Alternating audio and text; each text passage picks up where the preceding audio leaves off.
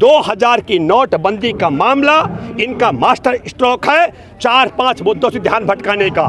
कर्नाटक में नरेंद्र मोदी की करारी हार से ध्यान भटकाने का। हिंडनबर्ग की रिपोर्ट, भारत में हमारे देश का अदानी चीन के चांग चुंग लिंग का यार है। देश के अंध भक्तों, मूर्ख भक्तों, वो जो इनके साथ इनके समर्थक हैं, वो इतने नालायक हैं, वो मान गए कि सावरकर जेल में बंद था आज़ादी की जंग में, पर वह अंग्रेजों की मुखबिरी करने के लिए एक कबूतर, उनका बुलबुल था अंग्रेजों का, वो बुलबुल की पीठ पे बैठ करके और मुखबिरी करने के लिए भारत भ्रमण करता था और अंधभक्त मान गए। जबकि ये इनका जिनके ये अंधभक्त है मोदी, उसने हमारे देश में जब देश की अर्थव्यवस्था त्रसातल में थी, करोड़ों लोग बेरोजगारी पर थे, रहने के लिए महल बनाया और विश्व भ्रमण के लिए 16,000 करोड़ के जहाज लिए। जब कर्नाटक चुनाव की गणना हो रही थी तो बीच में एक बार भारतीय जनता पार्टी की बढ़त 115 सीटों पर ज़्यादा आगे चल रही थी और जिस समय भाजपा 115 सीटों पर आगे हुई, उस समय आपने देखा होगा गोदी मीडिया का एक एंकर सीना चौड़ा करके उछल के कह रहा था, मोदी मैजिक चल पड़ा है, मोदी मैजिक चल पड़ा है। देश में आतंकवाद का खात्मा, जैसे भारत में नोट होने से आतंकवाद होता हो तो वो नोटों की प्रचलन बंद कर रहे थे। 500 और 1000 का नोट होने से पुराना वाला तो आतंकवाद कायम था। फिर उन्होंने ये भी कहा कि काले धन का भी प्रचलन बंद हो जाएगा। आप समझ रहे हैं, नकली नोटों का प्रचलन बंद हो जाएगा, काले धन पर विराम लग जाएगा। मैं आंकड़े अगर आपके सामने हैं कि 45% ज़्यादा, अगर मैं कहता हूँ काले मनी जो जाली करेंसी है उसमें 2000 और 500 के नोटों का बड़ा योगदान है। लेकिन महत्वपूर्ण बात यह है कि 2000 का नोट बंद क्यों किया गया और किस टाइम किया गया, टाइमिंग को लेकर के बड़ा सवाल है। 19 तारीख को फैसला लिया गया, 2 बड़े फैसले हुए।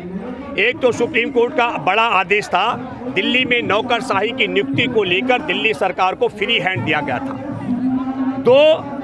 जो नरेंद्र मोदी ने 2016 में ताली बजाकर 8 बजे शाम को 8 तारीख को ताली बजाकर नोटबंदी किया था।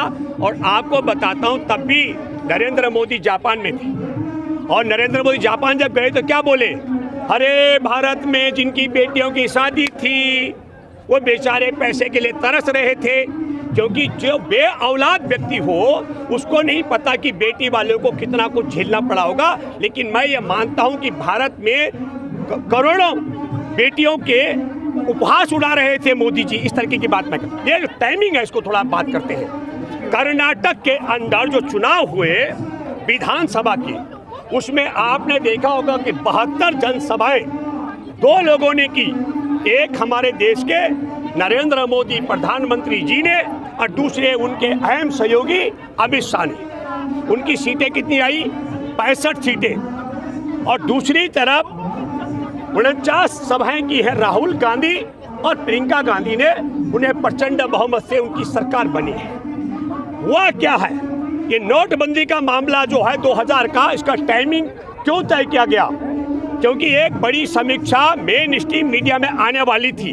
तो मैं आपको एक किस्सा सुनाता हूँ। पहले एक अधेड़ उम्र की महिला ने, उसने सोने का कड़ा बना दिया और जब सोने का कड़ा बनाया तो अड़ोस पड़ोस के लोगों ने तारीफ नहीं की।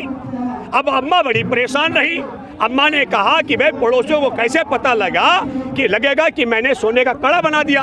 उसने अपने घर में आग लगा दी। अब जब उसके मकान में आग लगी तो अड़ोस पड़ोस के लोग आए पानी डालने के लिए। वो कह रहे यहाँ डालो, यहाँ डालो।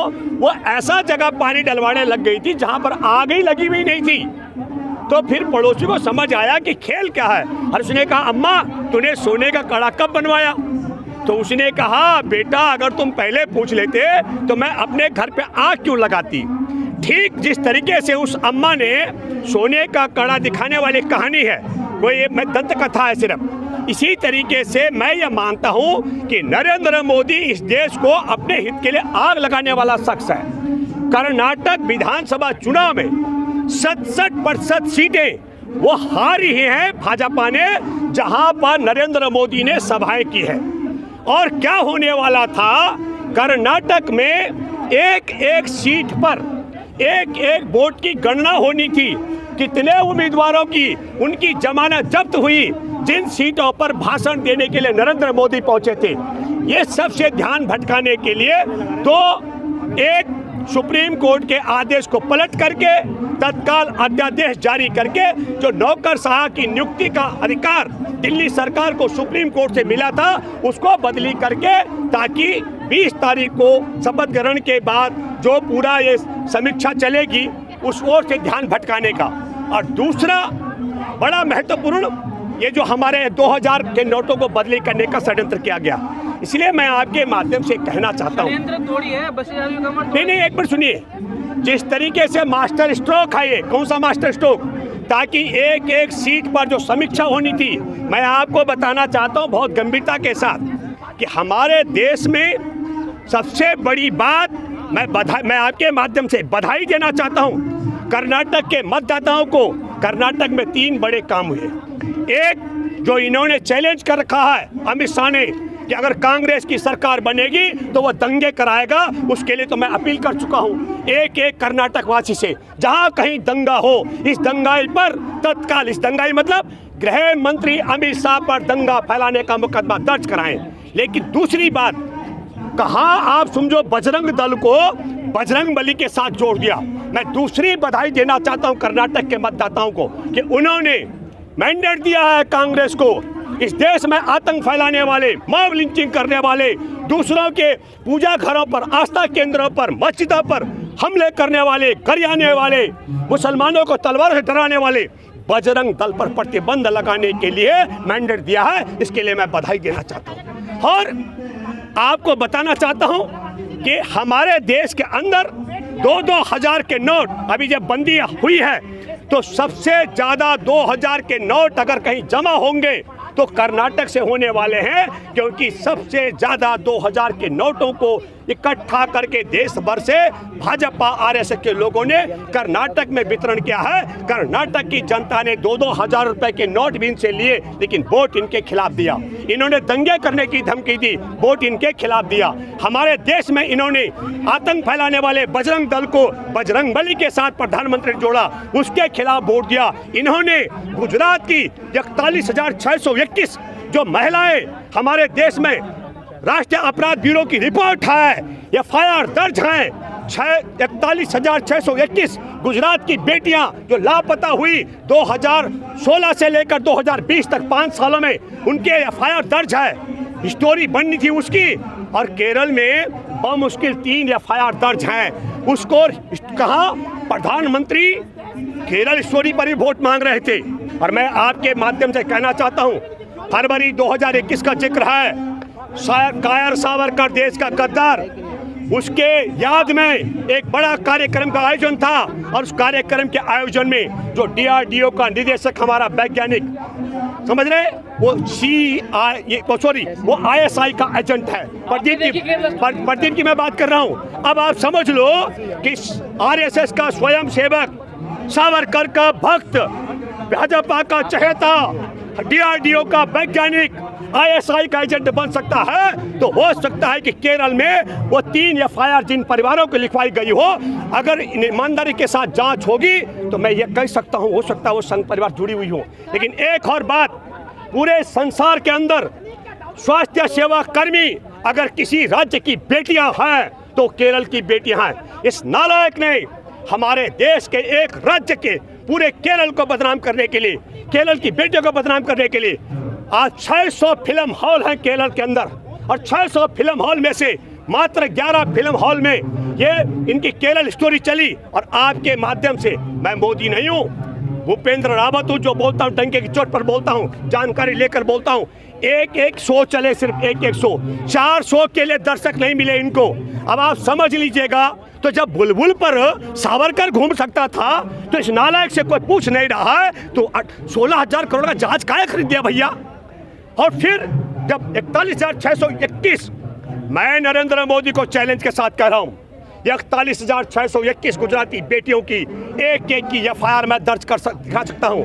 मैं चुनौती देता हूं मोदी, तुम संसद के अंदर कहो, नए संसद भवन के परिसर में कहो, जंतर मंतर पर कहो, मीडिया के समक्ष कहो, मैं चैलेंज करता हूं। मैं तो 41,621 FIR भेज सकता हूं, आपको दिखा सकता हूं। अरे आप 401 FIR दिखा दो भैया, 30,000 का दावा करते हो। इसलिए मैं आपके माध्यम से कहना चाहता हूँ जी, जनता तो खुश है, लेकिन कौन सी जनता? मीडिया में चल रहा है। एक बात जो आपने कहा भैया, जनता अगर खुश होती तो 2-2 हज़ार की गड्डियां लेकर के, दंगे की धमकी लेकर के जो इन्होंने कहा, इन्होंने विभाजन करने की बात की, तो काहे कर्नाटक की जनता ने इन्हें हरा दिया भैया? अगर जनता खुश है तो उसके बाद तो मुझे ये बताइए, आपने सावरकर को गद्दार क्यों कहा? हमारे देश के अंदर आज़ादी की जंग में शामिल सावरकर ने माफ़ी मांगी।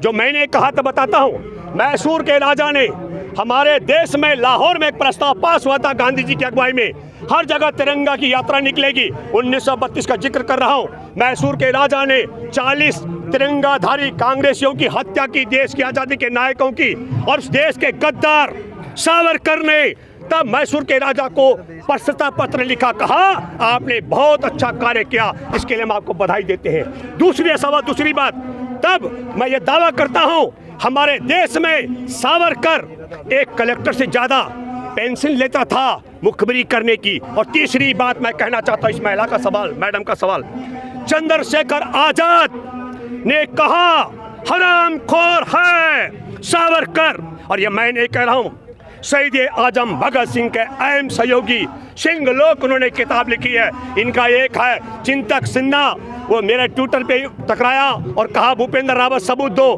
मैंने सिंह लोक का वो पेज भेज दिया जिसमें शहीद आजम चंद्रशेखर आज़ाद, शहीद आजम के अहम सहयोगी ने लिखा, चंद्रशेखर आज़ाद उसे हरामखोर कहता था, मैं तो सिर्फ देश का गद्दार कह रहा हूँ।